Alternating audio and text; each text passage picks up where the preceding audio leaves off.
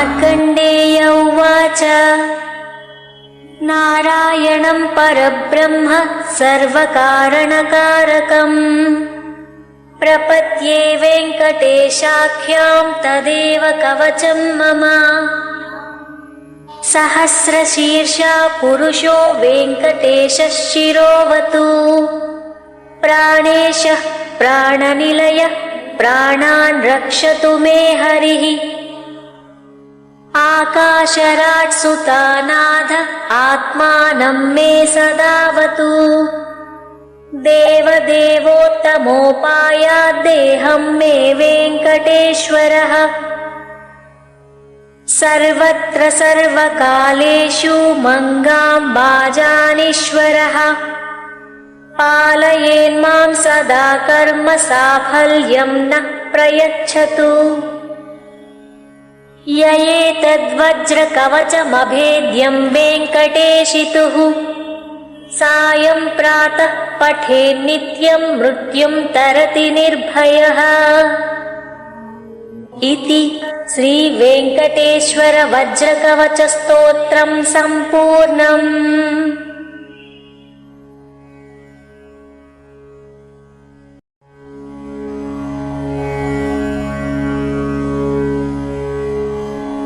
मार्कण्डेय उवाच नारायणं परब्रह्म सर्वकारणकारकम् प्रपद्ये वेङ्कटेशाख्यां तदेव कवचं मम। सहस्रशीर्षा पुरुषो वेङ्कटेशः शिरोवतु प्राणेशः प्राणनिलयः प्राणान् रक्षतु मे हरिः।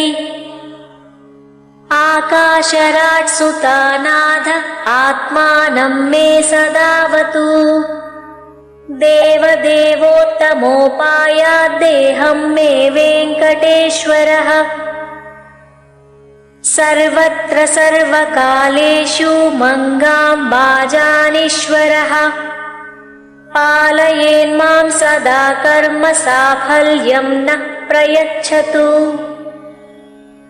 य एतद्वज्रकवचमभेद्यं वेङ्कटेशितुः सायं प्रातः पठेन् नित्यं मृत्युं तरति निर्भयः। इति श्री वेङ्कटेश्वर वज्रकवचस्तोत्रं सम्पूर्णम्।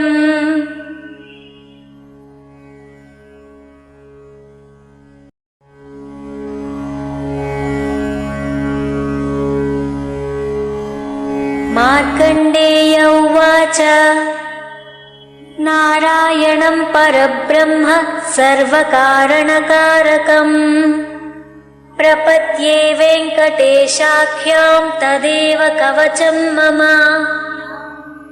सहस्रशीर्षा पुरुषो वेङ्कटेशः शिरोवतु प्राणेशः प्राणनिलयः प्राणान् रक्षतु मे हरिः। आकाशराट् सुतानाथ आत्मानं मे सदावतु देवदेवोत्तमोपायाद्देहं मे वेङ्कटेश्वरः। सर्वत्र सर्वकालेषु मंगां भाजानीश्वरः पालयेन्मां सदा कर्म साफल्यं न प्रयच्छतु। य एतद्वज्रकवचमभेद्यं वेङ्कटेशितुः सायं प्रातः पठेन् नित्यं मृत्युं तरति निर्भयः। इति श्री वेङ्कटेश्वर वज्रकवचस्तोत्रं सम्पूर्णम्।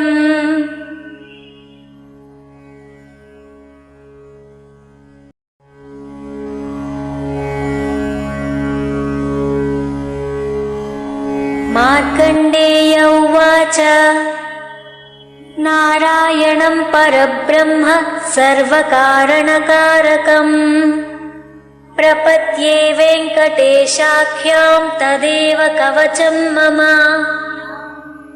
सहस्रशीर्षा पुरुषो वेङ्कटेशः शिरोवतु प्राणेशः प्राणनिलयः प्राणान् रक्षतु मे हरिः। आकाशराट् सुतानाथ आत्मानं मे सदावतु। देवदेवोत्तमोपायाद्देहं मे वेङ्कटेश्वरः। सर्वत्र सर्वकालेषु मङ्गाम्बाजानीश्वरः। पालयेन्मां सदा कर्म साफल्यं न प्रयच्छतु। य एतद्वज्रकवचमभेद्यं वेङ्कटेशितुः सायं प्रातः पठेन्नित्यं मृत्युं तरति निर्भयः। इति श्रीवेङ्कटेश्वर वज्रकवचस्तोत्रं सम्पूर्णम्।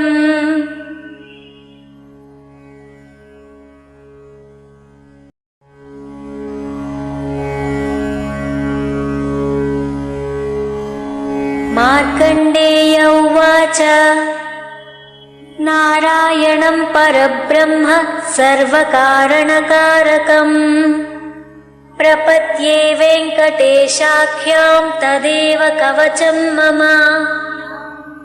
सहस्रशीर्षा पुरुषो वेङ्कटेशः शिरोवतु। प्राणेशः प्राणनिलयः प्राणान् रक्षतु मे हरिः। आकाशराट् सुतानाथ आत्मानं मे सदावतु। देवदेवोत्तमोपायाद्देहं मे वेङ्कटेश्वरः। सर्वत्र सर्वकालेषु मङ्गाम्बाजानीश्वरः।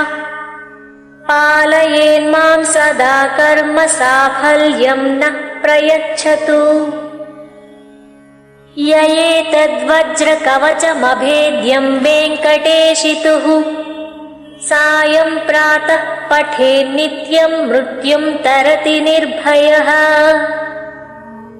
इति श्रीवेङ्कटेश्वर वज्रकवचस्तोत्रं सम्पूर्णम्।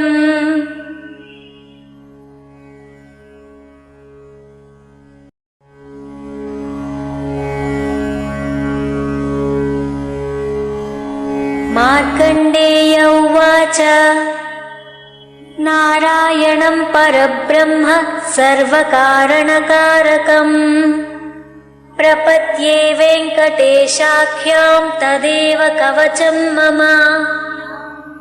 सहस्रशीर्षा पुरुषो वेङ्कटेशः शिरोवतु। प्राणेशः प्राणनिलयः प्राणान् रक्षतु मे हरिः। आकाशराट् सुतानाथ आत्मानं मे सदावतु। देवदेवोत्तमोपायाद्देहं मे वेङ्कटेश्वरः। सर्वत्र सर्वकालेषु मङ्गाम्बाजानीश्वरः। पालयेन्मां सदा कर्म साफल्यं न प्रयच्छतु।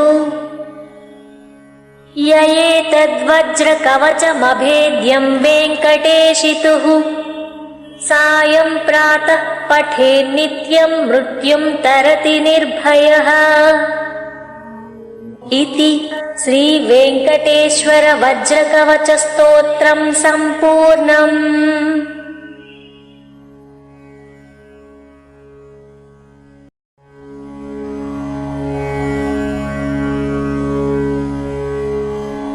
मार्कण्डेय उवाच नारायणं परब्रह्म सर्वकारणकारकम् प्रपद्ये वेङ्कटेशाख्यां तदेव कवचं मम। सहस्रशीर्षा पुरुषो वेङ्कटेशः शिरोवतु। प्राणेशः प्राणनिलयः प्राणान् रक्षतु मे हरिः। आकाशराट् सुतानाथ आत्मानं मे सदावतु। देवदेवोत्तमोपायाद्देहं मे वेङ्कटेश्वरः। सर्वत्र सर्वकालेषु मङ्गाम्बाजानीश्वरः। पालयेन्मां सदा कर्म साफल्यं न प्रयच्छतु। य एतद्वज्रकवचमभेद्यं वेङ्कटेशितुः सायं प्रातः पठेन्नित्यं मृत्युं तरति निर्भयः। इति श्रीवेङ्कटेश्वर वज्रकवचस्तोत्रं सम्पूर्णम्।